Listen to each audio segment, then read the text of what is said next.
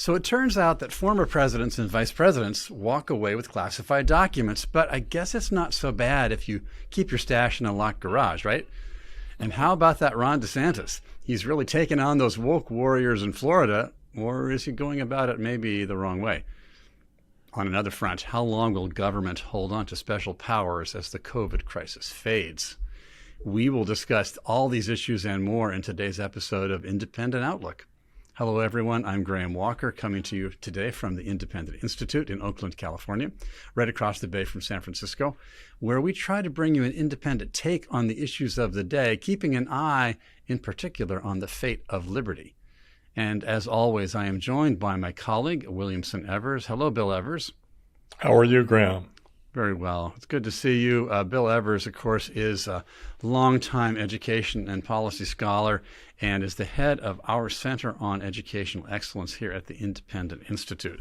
So we haven't talked to each other for a while here, Bill, and there's some interesting things that deserve some comment, I think.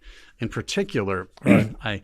There's a lot of comment on this, but I think you may have more interesting to say about the way that President Biden has been keeping classified documents that he walked away with from the end of his vice presidency. Apparently, they found these documents on November 2nd before the midterm elections and handed them over to the archives and so forth, and then found some more. Didn't say anything about it until January. And what do you think? I mean, President Biden, anybody can make a mistake. You walk out with some stuff in your pocket and you forget it. I mean, I've walked away with pens from the office before. Is it the same thing? Well, I wouldn't say it's the same thing. I'm speaking as somebody who's several times had interim top secret status so that I could look at top secret documents. I've also been through two presidential transitions. So I was serving in the George W. Bush administration when he left office and the Obama people came in. And I was working on the Trump transition when the Obama people left and Trump came in. So I can tell you it's pretty chaotic, and lots of people leave before the end of the administration. So the people who are left are trying to carry on the activities of government with a truncated staff, and they're packing up, and everybody's desperately looking for jobs, places to land. Mm-hmm. So it's very easy for things to get mixed in that should have been turned over to the archives. Mm-hmm. These materials apparently were kept in an office at a special Penn Biden Center in Washington, D.C. Do you think the vice president himself carried those things over, or probably his staff, or how does this happen? Well, I think it was packed by somebody in his staff. He was clearly, at the end of his time as vice president, he was traveling all over, receiving an award from President Obama. He was, visiting Ukraine. I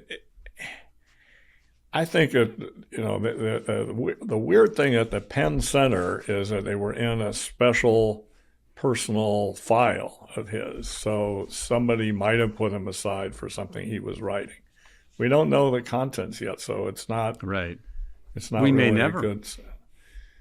Well, James Bovard, who's writes on many policy issues, but has written on this, says, why don't you just declassify these things, and you can declassify a lot of the Trump things. Right. There's a huge amount of over-classification that goes on. Well, President Trump said that a president can declassify them by thinking about it. It's true that so the whole system of classification is meant as an aid to the chief executive, to the president. Mm-hmm. So the president is also, he's the commander-in-chief, so he can, much as that's really a thing that is most important when the military is acting. But anyway, the point is he can declassify things. He has a complete power. The other set of, they have a process also, but he doesn't really have to follow that process. it does seem odd that for the things that he says he declassified, there's no record of this. That would have been at least nice to do. I do think it's important to know that if you're, if millions of people have access to classified material, if trillions of things a year are stamped with some kind of classified, secure, top secret, whatever, skip, whatever designation they put on them, it's very hard to really prioritize what is important. And it also makes, because most of these classifications, according to these executive orders, can't be shared office to office. Sometimes it's standing in the way of important information getting around. So here's the problem. Many people, going back to Senator Moynihan, Daniel Patrick Moynihan, who headed a whole commission on government secrecy and strongly advocated, rolling back the amount of overclassification going on. But the fact is we spend much, much more money on the classification process than we do on the declassification process. And we have to think of the incentives that face bureaucrats. So bureaucrats have every incentive to overclassify things. Right. I was thinking that doesn't get them into trouble. When in doubt, classify. Exactly. So they can't, if they stamp everything classified, then something that gets out to somebody that shouldn't have, well, I stamped it classified, you see. So the problem is in the incentive structure of government, which is chronically adverse to the public's interest. After all, we pay for the generation of this information. Right. And historians should also be able to get at it, not to speak of contemporary journalists. So, on the other hand, it's hard to operate a government completely in the public eye. But the essential you got to have some that classification. Well, of course, the defenses against incoming missiles, yes. But I know from having been in there that it is way, way overclassified. It's certainly 100 times what is really secret. Well, certainly then we could say that both Joe Biden and Donald Trump could be somewhat exculpated in the sense that there's just too much classified stuff. Right. So Sean Duffy on Fox News said, we're probably hyperventilating about the content of these things. Even the things that are marked skip, in other words, secure, compartmentalized information. Yeah, right. Those which are supposed to be the toppest of top secrets, even those are way overclassified. So then, many of them. If we're hyperventilating, I guess maybe Merrick Garland is hyperventilating and appointing a special counsel to look into it and so forth. But what's going on there, do you think? Well, I think that's political pressure. Each time he appoints one of these special counsels, he carefully says, our professional staff could handle this just fine. But to make sure that Caesar's wife is above suspicion, he doesn't use this. Well, I think he probably backed quotation, himself. but that's and of course by doing it for Trump, right, he had to do it for Biden. So right.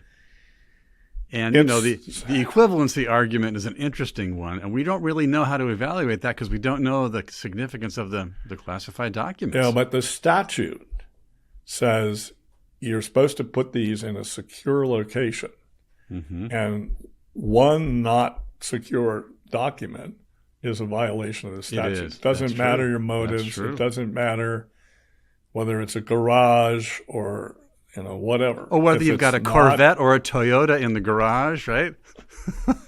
Hey, I'm a long-time admirer of Corvettes, so I can't fault Apparently President Biden is too. But what I don't get, though, is, I get the fact that there's too much classified stuff. I get the fact that, they're overreacting and all these special counsels may not have been necessary in either case. What I don't understand in President Biden's case is that his very strong profession that he takes the protection of classified documents very secretly, very carefully, seriously, more seriously than Donald Trump does by implication. And yet he waited 2 months conveniently after the midterm elections to disclose the fact. Like, what's going on with that? I agree that is a very troubling coincidence. Let's put it that way. Right. People in government think timing is pretty important, and I think they're probably right. And so politicians think that way. I don't have evidence that they did that. There's no paper trail that indicates that. No testimony. Certainly not. But I think it seems obvious from kind of common sense and my own situational awareness of what it's like in government. I mean, would it make sense really to say that President Biden and Vice President Harris were talking about this? It never even occurred to them that the midterm elections were just about to happen and that it might be advantageous for them. It didn't even enter their minds, right? No, that it might be because politicians have this very to the forefront of their minds all the time. Absolutely. They live and die by it. Their incentive is to maximize their vote, and bureaucrats' incentive is to maximize their budget and their jurisdiction and their power and scope of power and so forth. So, I mean, we can only speculate, like one of the opinion writers at the National Review did, how many votes might have shifted in these super tight races on November 8th. Exactly, because a lot of it figured on the supposed strangeness of Donald Trump, and that was kind of having an aura effect on Republican candidates, where if the problems of President Biden had come to the fore, it might have again, it's who knows? It's truly very speculative. Yeah. Other speculation that's going on is that the revelation of this. So this story was originally leaked to CBS.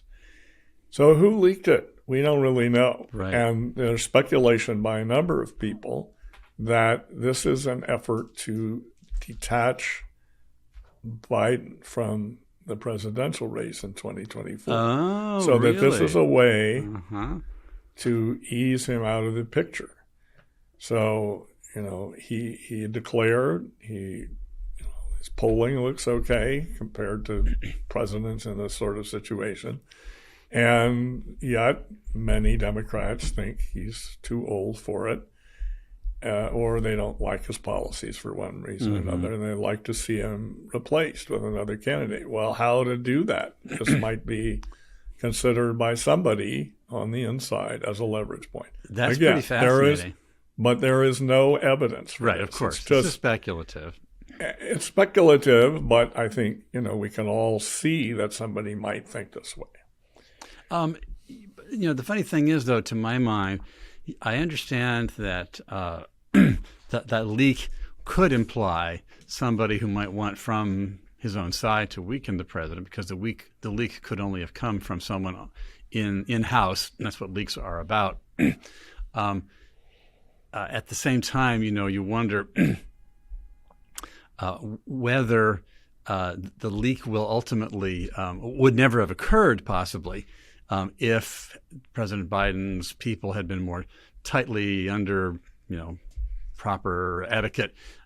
If the leak hadn't occurred, would President Biden or his team ever have disclosed that they were holding on to classified documents? Well, I just think there's a problem in Western societies, open societies, that you can't keep a secret very well. That's for sure. And as soon as a few people know it, it's probably going to come out. Right. So I don't think that's a problem. I will say another structural aspect of this is, if the Justice Department was going to sue or go after President Trump, they're now in a much more awkward situation. So if somebody leaked it trying to move out Biden, they're doing it at the expense of somewhat hobbling President Trump. Right. So again, I don't really think they were going to do this to President Trump anyway. I think unlikely. The main punishment for him and his stature was the raid itself. Right. And we of course noticed that they didn't have any raids on Hunter Biden's houses or offices or whatever. Sorry, President Biden's offices or homes. And, so right there, it's sort of a double standard, I think. Talking of the incentives that politicians seem to face, let's turn our gaze over to the Capitol and the struggle around the speakership. From the outside perspective that most people are aware of, it just seemed like there was this handful of people who couldn't stand Kevin McCarthy, and they were trying to force their ultra-radical agenda on him and on the Congress, and they pressured him and wrested a bunch of horrible concessions out of him. How could that handful of ultra-MAGA people be so nefarious, Bill? Well, I think, first of all, the thing to realize is that the Democratic and Republican parties are umbrella parties. So they have different components. They have regional, maybe Southern people, coastal people, Midwestern people. They have, conservatives, very conservatives, a few libertarians in the Republican Party. The Democratic Party, they have socialists going over to some kind of maybe New Deal Democrats or something like that. So they have all these different things. So in a European country or in Israel, there'd be 5 or 6 parties, and then they would have to form a coalition. So in essence, as they just did recently. Exactly. So what you have in the big parties is you have either a well-disciplined or a not super disciplined coalition building. And so the speaker has to be able to satisfy and keep happy all these different segments of the party. And that's what you saw going on. I don't think it's bad. I don't think it somehow violates the vision of Madison, the main writer of the Constitution, to have this kind of thing going on. And the basic reforms that these people were looking for are not particularly bad. One of the most important is that instead of omnibus spending bills, where you have a 1,000-page document that you get at the end of the time where it needs to be passed, you instead have, 10 bills that come out of committee and they have been debated and so forth. So you're in a position to examine and amend bills. I think that's much more in keeping with a deliberative representative government. That seems to me extraordinarily valuable. Again, This is one of the situations where the people who were pressing for that reform may have been politicians that I don't particularly feel attracted to, but I think they were right on that point. And, some of them wanted different things, a seat on a committee here or there or whatever. But, that's that ordinary kind of thing happened. Yeah, that's right. That happens in other situations too. So, let's say somebody is switching from being a Democrat to an independent. Well, then they make some kind of deal. I want to keep my seats on committees. I mean, legislators are always doing things like this, as Kristen Sinema just did. Then there's, of course, the replacement of the speaker rule that was agreed to, apparently. And that was considered, apparently, by many commentators to be pretty disgraceful and going to usher in unstable government. But apparently, it's just rescinding a very recent rule that only came into play under Nancy Pelosi. That's right. So again, what's so bad about it? Well, I guess people... So it's kind of a sort of Damocles over the speaker, but I think it's all right. I mean, other parliamentary systems have different ways to vacate the leader. And we have ours, and we've had some different rules at different times. I don't, if a person or a set of people start overusing something like this, their colleagues will react in a way that is dismissive, and they'll be crying wolf too often, and they won't be regarded sensibly. So they should use it sparingly, and if they try and use it profligately, it will redound against them and their ability to form coalitions themselves. So I don't see it as, it's certainly not dangerous. It might be, it might make it, I mean, if McCarthy thought it was impossible to deal, he wouldn't have gone along with it. Mm-hmm. So, what was the rule change that the small group insisted on regarding budgetary matters? I'm trying to understand this. Did you understand that piece of it? well, part of it is that they want a budgetary planning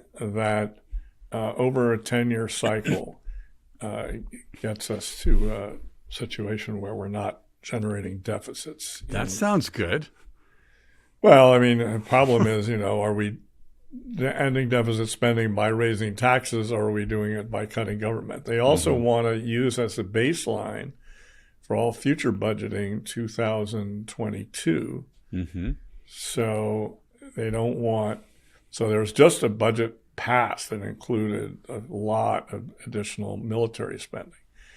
And so the pro-military spending people are upset that this may now be reviewed and some of it may be cut back or trimmed back.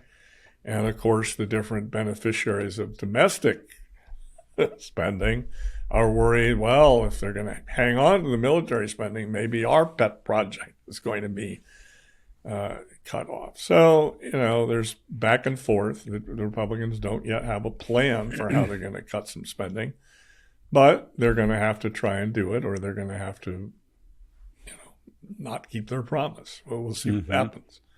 They're also going to vote on a kind of sales tax replacement for the income tax. I don't know what. Well, of course, the Senate currently, as it's currently composed, will not go along with that. I agree, but I don't. It's a whole huge separate topic. Tax incidents. Who in reality pays taxes? Who nominally is paying taxes? What the advantages and disadvantages of income versus sales taxes and so forth. I don't think it's bad to consider it. I agree with you. It's not going to. I don't really even think it's going to pass in the House. So I think right. Mm-hmm. But anyway, they're looking at it, and I don't see that as harmful. I think in general this was a positive thing. People say, "Oh, well, why couldn't they have negotiated it behind closed doors?" Well, they actually had been negotiating it for months beforehand. But it's like other things. The sight of the guillotine focuses the mind. So they, the people on both sides had to formulate more clearly what it was that they wanted and what, on the other hand, what they would accept. Right. And they were forced to do this by this pressure. I don't really think it was a bad thing. Well, I mean, for me, like a summary moral of it is that sometimes obnoxious politicians can advocate helpful things. That's right. That's right. I agree with you that some of these 20 people are not my cup of tea. But, and also some people with similar ideology were supporting McCarthy from the get-go. Oh, they were, yeah. So they didn't actually disagree. Many Freedom Caucus people, for example, were supporting McCarthy all along and were not holdouts. So I think they wanted, some of them wanted individual perks, but some of them, the main thing that was being looked for were procedural reforms that I think probably are to the good. So well, let's see what happens with it. I want to talk a little bit now about another big political news leader of the day, Governor Ron DeSantis of Florida, who apparently is the front runner for the Republican nomination at the moment, maybe depending on what polls you look at. Certainly, one thing can be said for Ron DeSantis is that he doesn't seem to flinch from a fight, especially if it involves cultural, social matters. It's pretty interesting to see him going for some significant changes in Florida. In particular, I wanted to comment on this act that was enacted last year at his behest by the Florida legislature, signed into law by him, called the Stop Woke Act. The Stop Woke Act is actually apparently it's an acronym, and the state of Florida has actually put out a flyer. Stop Wrongs Against Our Kids and Employees Act. Exactly. And if you can see this in front of you, there it is. This is what the state of Florida has put out to sort of explain the significance of the act. Yeah, it isn't woke is kind of a euphemism here. Literally means, as you say, wrongs to our kids and employees. So there you have it. I didn't pay much attention at the beginning, but I've been quite fascinated by the disputes around the Stop Woke Act. The first thing, I want you to comment, but I have a couple observations to make first. Sure. The first thing that's striking about it is that it's not just about schools. It's actually about employment discrimination law. It's about then K-12 education, and it's also about public higher education in Florida, all three areas. And in those three areas, what it does is it prevents, for example, in the employment context, it would be a violation then of discrimination law for an employer to require an employee to be subjected. They use the word subject the person on the pain of losing a job or losing credentialing or losing licensing, so forth, to an activity that espouses, promotes, advances, inculcates, or compels an individual to believe. And then it lists all the different things that are problematic. The key thing here seems to me to be that in employment, there's a recognition that under the Florida law, anti-discrimination law, that you can't discriminate against employees if they don't agree with your, ideology. You can't force them to believe what the employer wants them to believe. And in this case, the employer can't force them to believe, for example, that members of one race, color, sex, or national origin are morally superior to members of another race. And you can't force them to believe that an individual, by virtue of his race or sex or national origin, is inherently racist or oppressive, whether consciously or unconsciously. And it goes on. There's a whole list of things. Let me give you an example. Please. Okay, so the old Elijah Muhammad Nation of Islam, which has kind of splintered, but still parts of it are around, and that's the Louis Farrakhan's group now.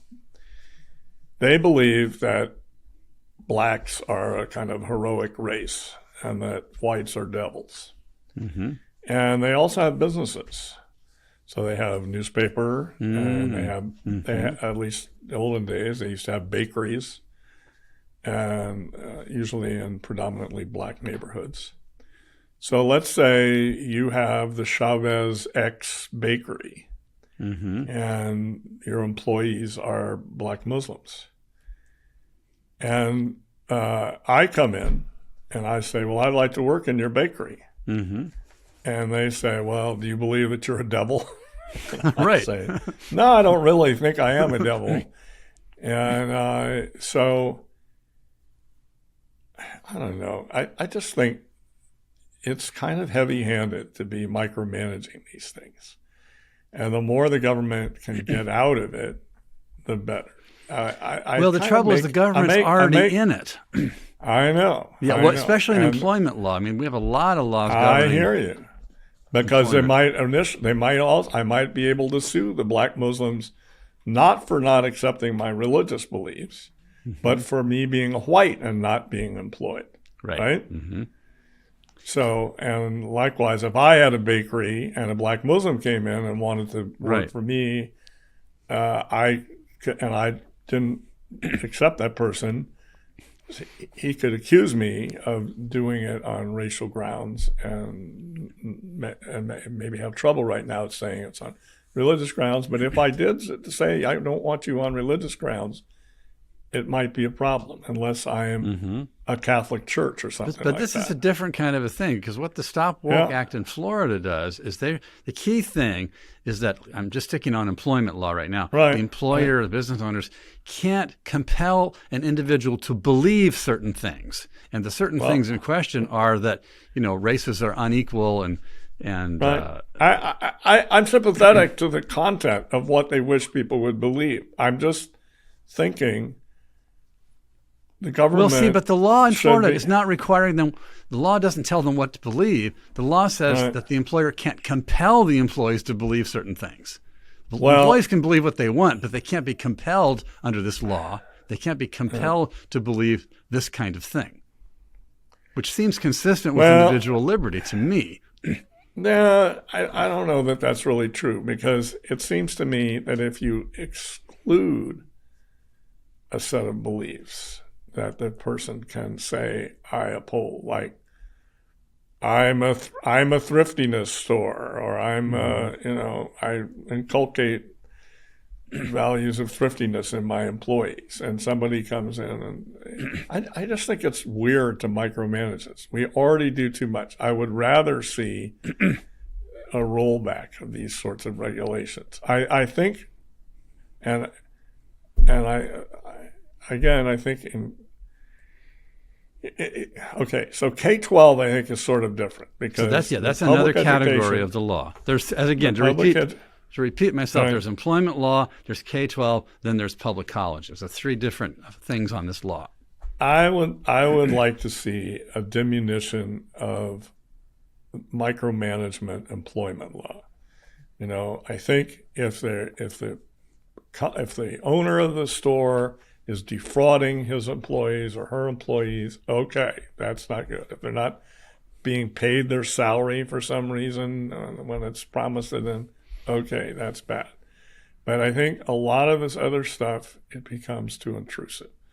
So I don't, it's a lot of it's locked in. It's part of current ideology. So I don't know what will ever happen. But I'm not sure I need a woke police going, or an anti-woke police going. Right. But see, on the other hand, I think you're mischaracterizing that the pressures of the marketplace. I think the pressures of the marketplace will discourage these employers from pushing this on their employees. Well, I think that's true. I don't know. Yeah, I think that is true. In the schools, there's no pressure of the market. There's no pressure of the marketplace in schools. That's right. And it is long-standing judicial belief of the Supreme Court and other courts that teachers do not have some sort of right of free speech to say whatever they want in the classroom. They have to adhere to if they're a public school, they have to adhere to the government curriculum. Mm-hmm. And so I can't really find fault with that. I'm not saying I like the curriculum. I've certainly written against much of the curriculum, but to me, that doesn't strike me as an odd thing. Well, higher education is more complicated. It is. I want to be. Can you just hold off on higher ed just for one more long? Because I'm thinking that what's so difficult about analyzing this Stop Woke law of Governor DeSantis is that I think it's a mistake to characterize the law as requiring certain beliefs. The law doesn't require any beliefs. What the law does is in employment and in K-12, it tells the employers and the schools that they may not compel certain beliefs. So it doesn't actually specify what the kids or what the employees are supposed to believe. It just says employers, teachers, you can't compel your employees and your students to believe these certain things. Leave them free to believe what they want is what the law says. I can see that. And what my question is, and I think this is the question of the lawsuits that are either in place and maybe being appealed and so forth, is what is the operational experience that the teacher is going to have or the employee or employer is going to have?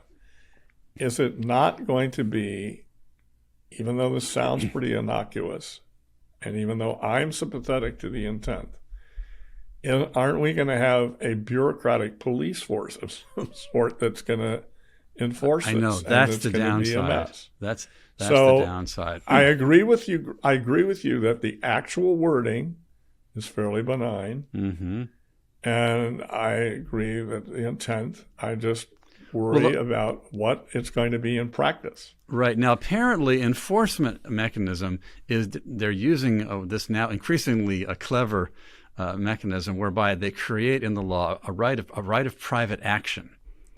Right. So that apparently enforcement is not primarily or even at all going to be done by bureaucrats looking at stuff. It'll be primarily by empowering, employees or parents of students in those two cases to take them to court for compelling them to believe these racist, anti-individualist. Well, I have to say I think that's maybe better than having. Well, it's better than the other. A bureaucratic for sure. police force of some sort. So turning the corner to hire the whole legal system in ancient days, medieval days, whatever, pre-modern days was private action. There was no. Right. That's right. State court system. There were no public prosecutors. There were private prosecutors. And so anyway, again, it can be misused. We see Governor Newsom trying to pass laws that use private action. We see the Texas abortion law maybe misusing it too. I think, but anyway, I think we have to say good for DeSantis for standing up to this stuff.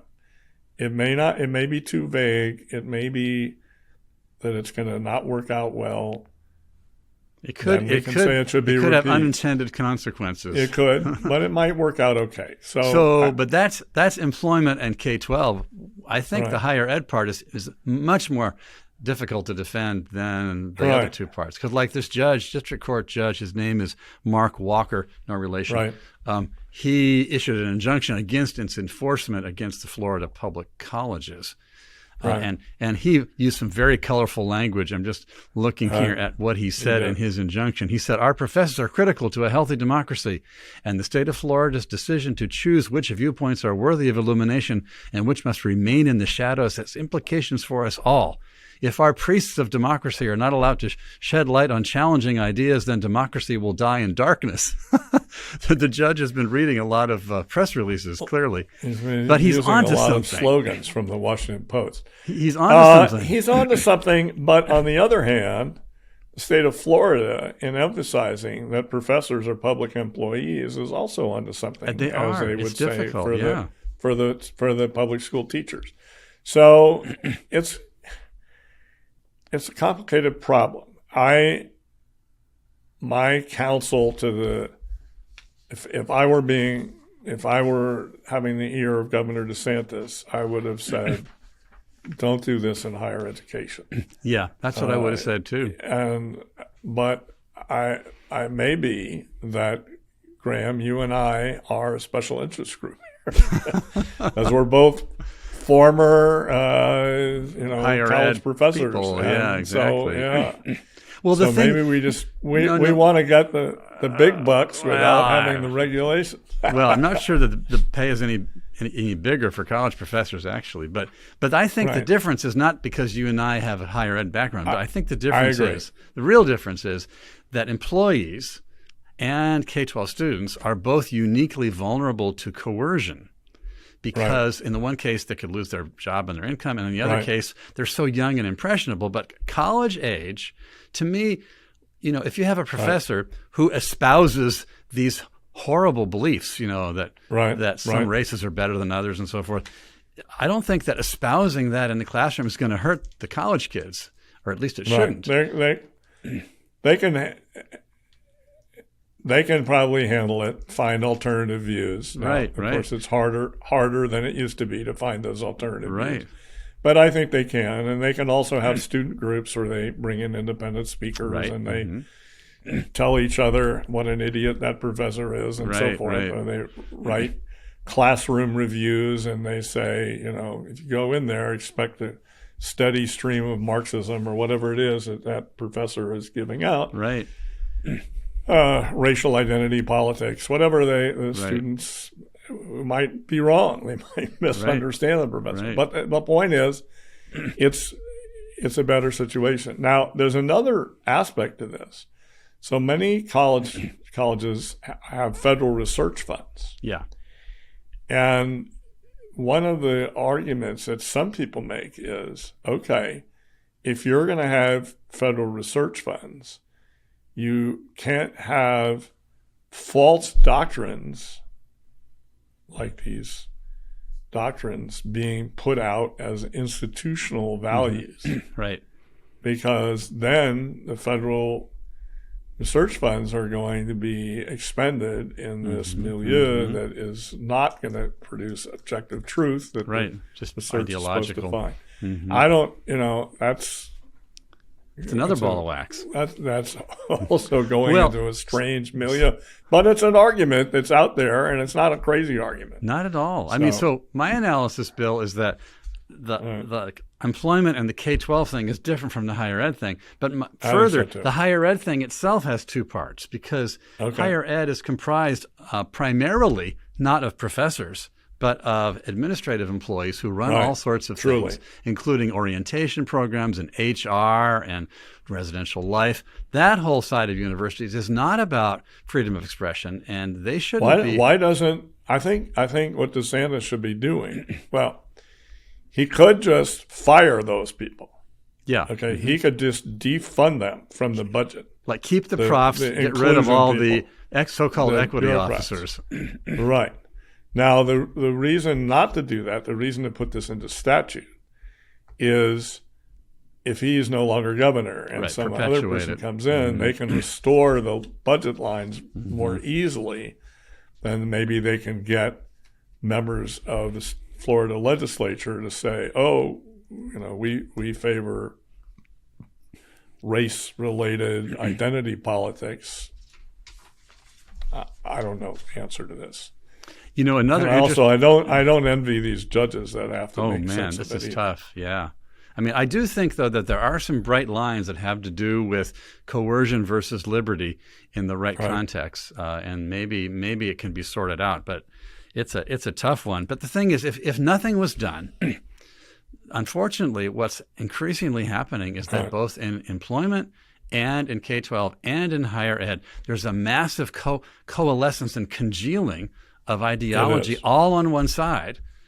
And so that you can't be surprised that somebody like DeSantis, who has a fighting spirit, is trying to push back at it. Yeah, he really is. He might be overcompensating. He might be grandstanding. Politicians have been known to do that. He might just be trying to do his best. And I think experience and adjudication are going to proceed forward.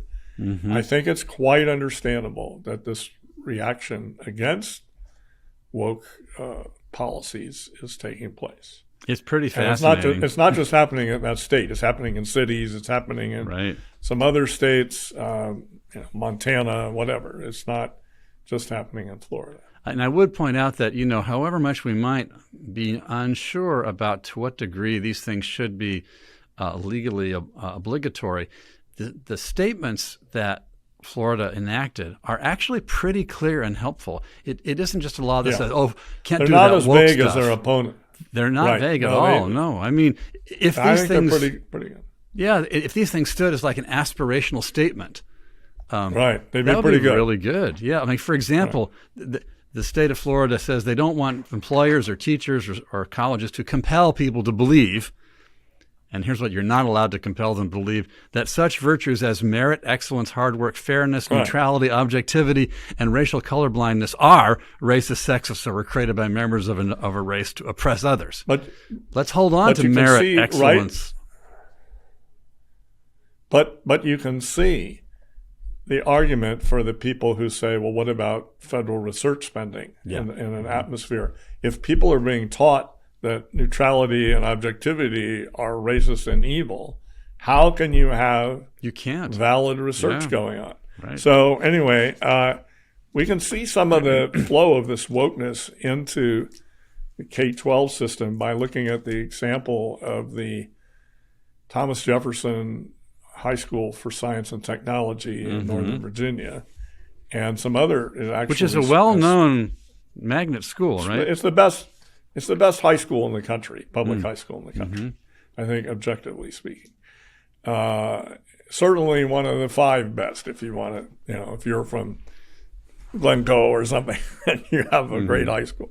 But the point is, so the kids there are all, pretty much high achieving kids. They have to test to get in there. And so it's like Stuyvesant in New York City or Bronx School of Science in New York City or whatever, Lowell High School in San Francisco.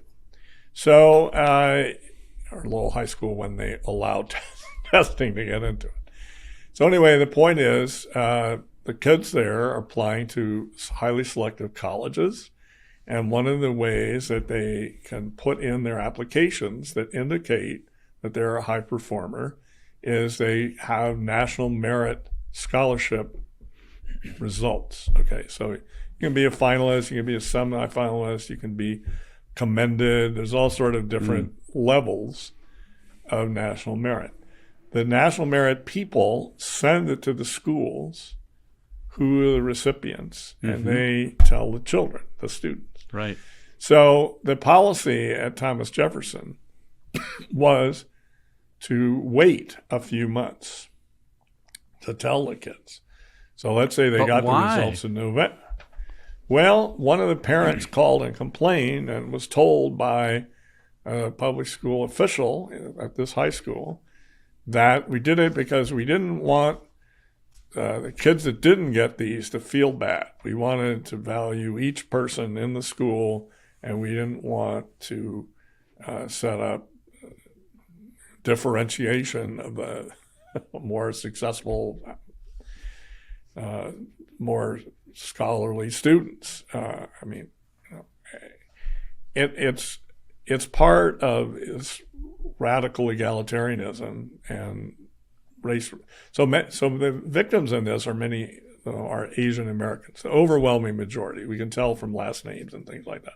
So one of the things is there's a kind of antagonism toward Asian American success and merit that's going on in the public high school system. For one thing, it embarrasses the ideology of racial oppression because Asians are a minority, and maybe they came from originally their families came from a poor country. They may have arrived as very low-income immigrants. At one time, there was plenty of oppression against Asian Americans. And certainly in California, there was plenty of oppression. The most famous rhetorical example is Professor Edward Ross of Stanford, one of the founders of sociology in the United States, suggested that as ships bearing Asian immigrants came through the Golden Gate, the ships should be shot and sunk. Good grief!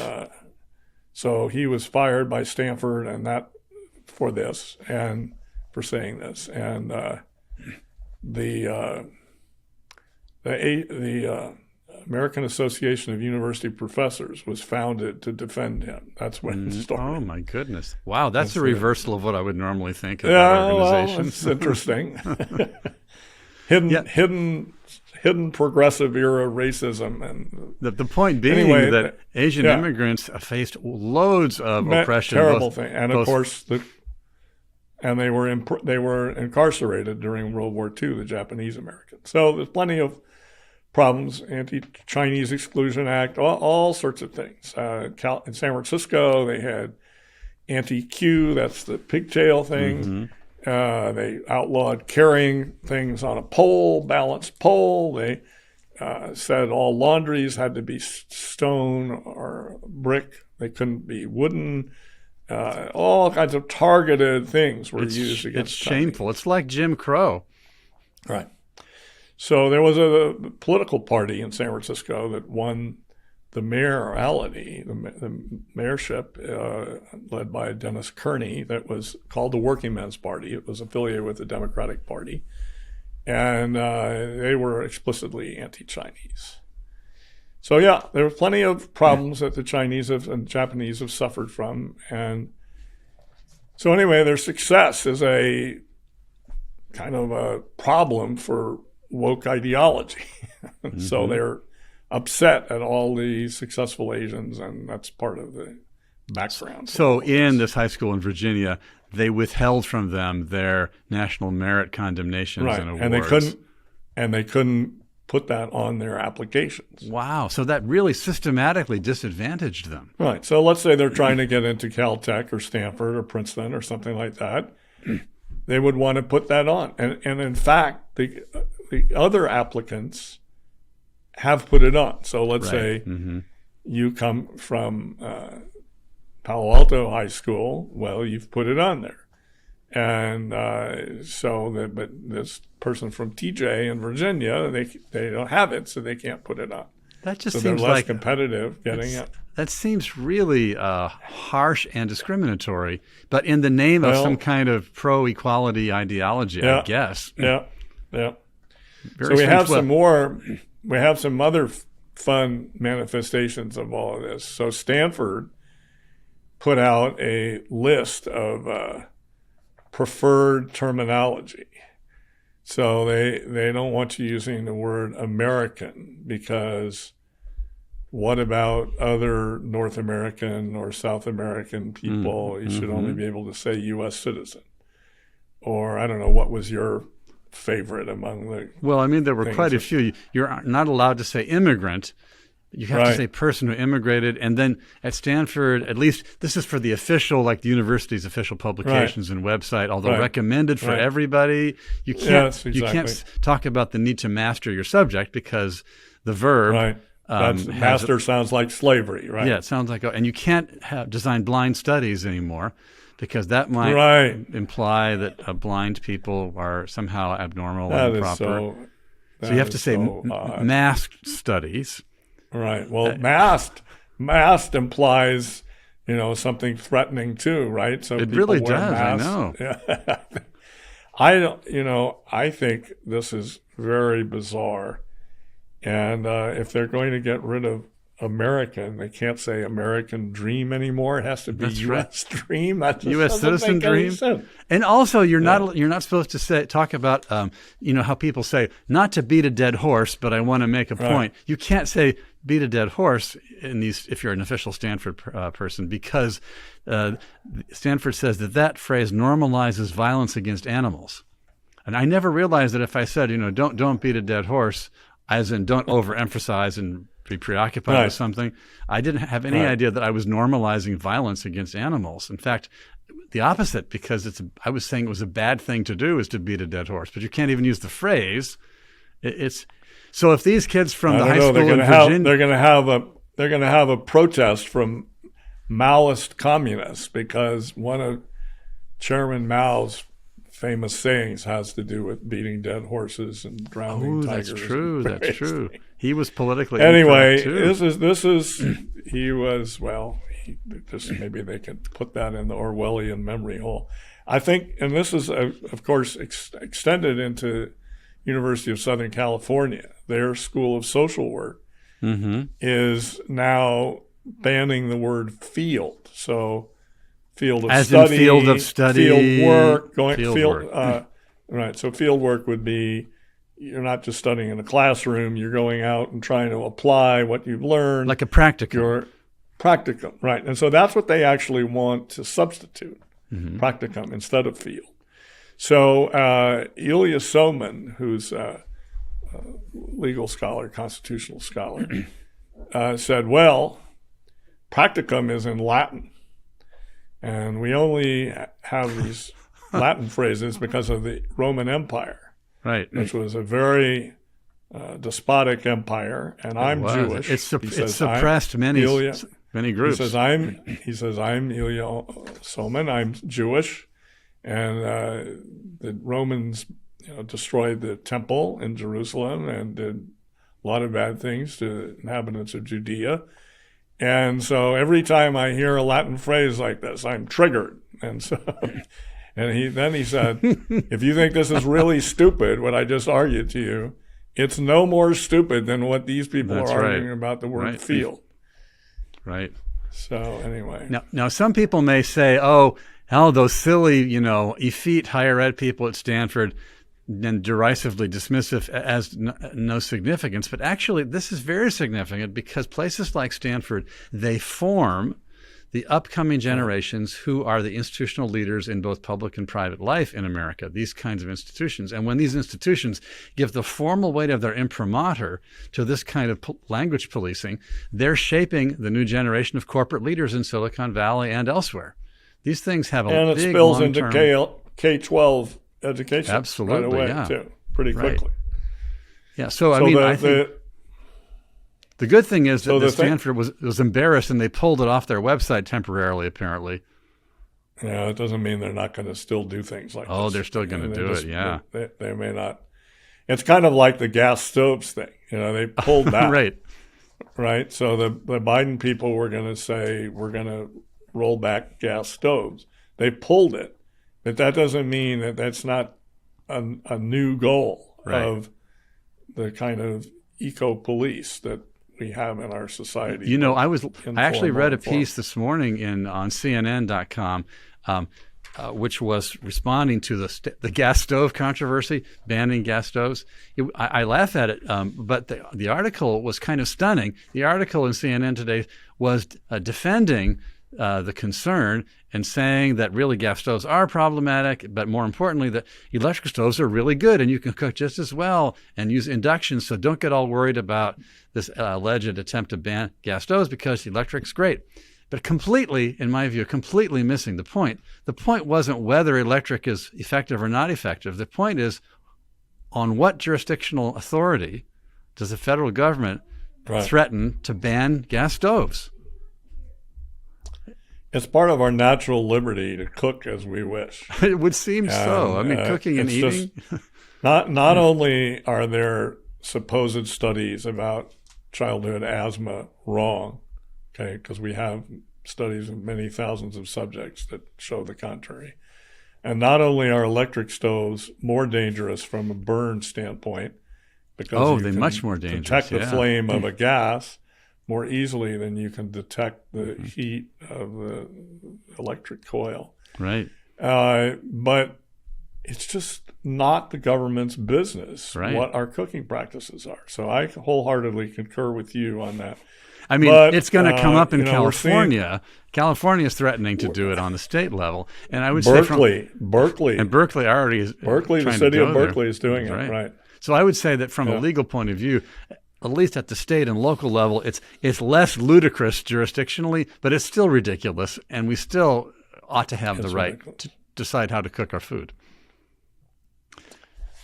Agreed, but there these health emergencies and environmental emergencies are becoming just carte blanche for reducing our liberties. Not only do they now govern immigration policy in the name of COVID, right?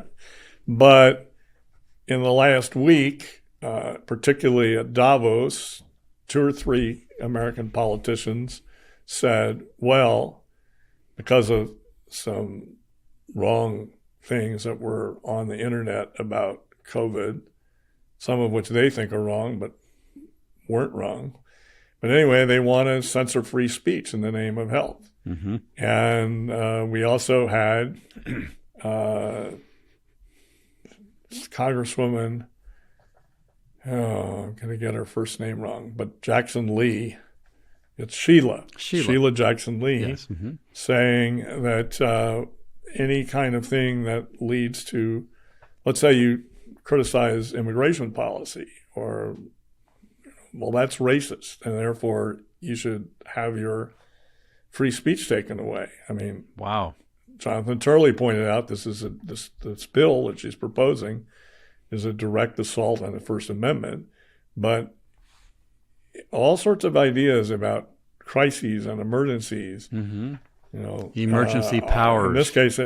In this case, supposed danger of instant racial oppression of some sort, racial violence, is giving people an excuse to tackle our liberties, whether it's speech or cooking. What's this significance, Bill, of this Title 42 principle, whereby immigrants under Trump and into Biden administration were expelled on the basis of COVID issues? This is a little confusing. It's related to what you were saying just now. Can you unwind that? Right. Well, I think it's a little complicated to unwind the whole detail of it, but essentially we had this COVID epidemic and we were in lockdowns and we had a lot of immigrants flowing over the border. So the president, in this case President Trump, said, look, under the law, I can block people from coming or send them back if I have a public health emergency. Right. So there's an emergency with special power. Mm-hmm. Right. So now then you have a situation where we've more acclimatized to COVID-19. It's vast majority of the people have had it. It's receding. The severity is certainly less of the variants that people are getting. And the government is rolling back most of the restrictions, many of which shouldn't have been in place in the first place. But anyway, they're rolling them back. But they're keeping this one because of various court cases and various inadequate legislation. They don't really have a very good system for vetting people at the border and processing them and allowing people to become naturalized. The whole thing is many decades out of date and unstreamlined and a mess. And nobody can get their act together in Congress to deal with it. And they also even see some advantages in keeping it a mess, some of them. So anyway, they're using this as a kind of a stopgap, but it's really unconstitutional, it seems to me. There is no real health emergency going on anymore. And, so they shouldn't be. But what's funny about it is that many of the people who have been rightly up in arms over the extension of government power by the use of these emergency declarations for COVID and so forth, some of those same people are wanting to keep this special Title 42 expulsion power in place because they see it as a way of defending the border. And so there's got to be a kind of. I mean, we can kind of sympathize with that, but I think we have to say it's unconstitutional and they should not be doing it. It's unlawful. Right. So the real problem is they're not enforcing the existing law. Right. And where there are problems with the existing law, Congress is not attending to those. Right. So I think it's clear, we've had previous presidents that have had more or less the same law that were able to manage the border. There's nothing wrong with some immigrants coming into the country, but we want to pick up terrorists. We want to have some, if we don't really want heavily diseased people coming in, so we'd like to kind of check on that. And we'd like to have a process. And they don't have that very well. Right. I mean, the thing is, so they're just using this as a stopgap, but it should not be what is used. Yeah, it's the wrong tool to get what you want. I mean, really, like every other nation in the world, the United States is entitled to have lawful borders with people entering lawfully, not unlawfully, and being able to restrict unlawful entry. But then, and I've been saying that. But violating our own law by using Title 42 as a stopgap for the failure to have a lawful border is just sort of deepening our problem with lawfulness. And so don't use it. That's what I say. But it seems like we want a rule of law. We want a rule of law. That's what we really need, yeah. And that also includes we want lawful immigrants. But we want lawful immigrants, absolutely. We want a lot of lawful immigrants. We want lawful everywhere. Right, exactly. We've covered a lot of territory here, Bill. Do you want to take us on any further segment of this interesting conversation today? I think we should say something about the deadlock over peace in Ukraine. There's lots of crazy things going on in the world, fun things we could talk about, but it's a very interesting problem in Ukraine. So both the Russians and the Ukrainians think they're winning. One may think more, we're winning in the long term. I mean, basically they both think that. Right. And so they're setting up impossible conditions to meet to even seriously discuss. So the Russians say, well, we'll be glad to talk peace, but it has to include incorporation. It has to be based already on the Ukrainians accepting incorporation of Ukraine and the Novorossiya, eastern of Donbass Crimea plus and, areas. Of Crimea and all plus those other areas. Yes, they have to accept the legitimacy of that, and then we'll talk after that. Well, the Russians don't even control, half of that area. So Ukrainians are not going to accept that.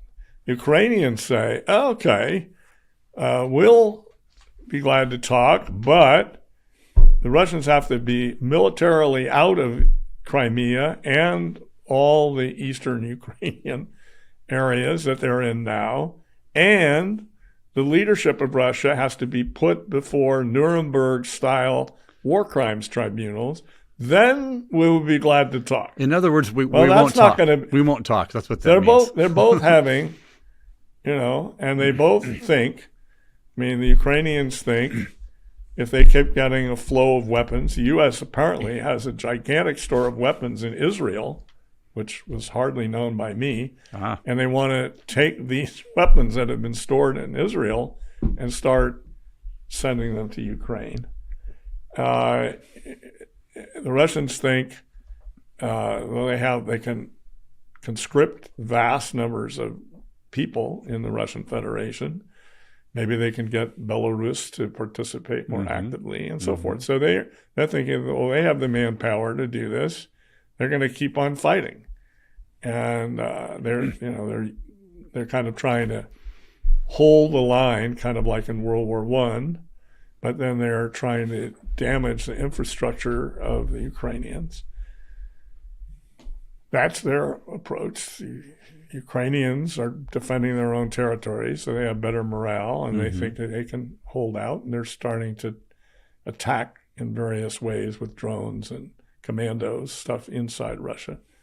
So they want to keep on fighting, but this is terrible for the Ukrainian people. Oh, it's terrible not for that them. Great for the Russian people. If there's mass, what do they call it? Not enlistment, but forced conscription in Russia of millions of people, primarily men, that's going to take a big toll on Russian society. Right.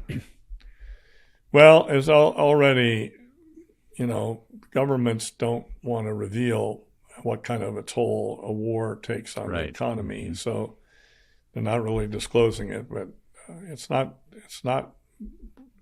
The Russians thought, oh, well, we'll cripple Western Europe, who are helping to supply Ukraine with cutting off natural gas and things to Western Europe, but Western Europeans have figured out other ways to get through the winter.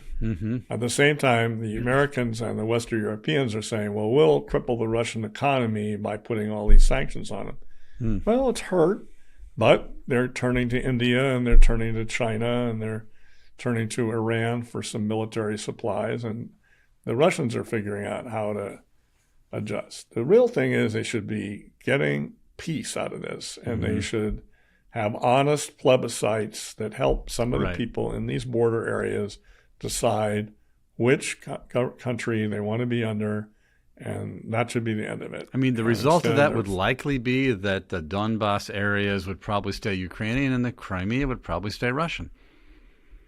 I think that's right, but some of the Donbass might want to be in Russia, too. They might. Yeah.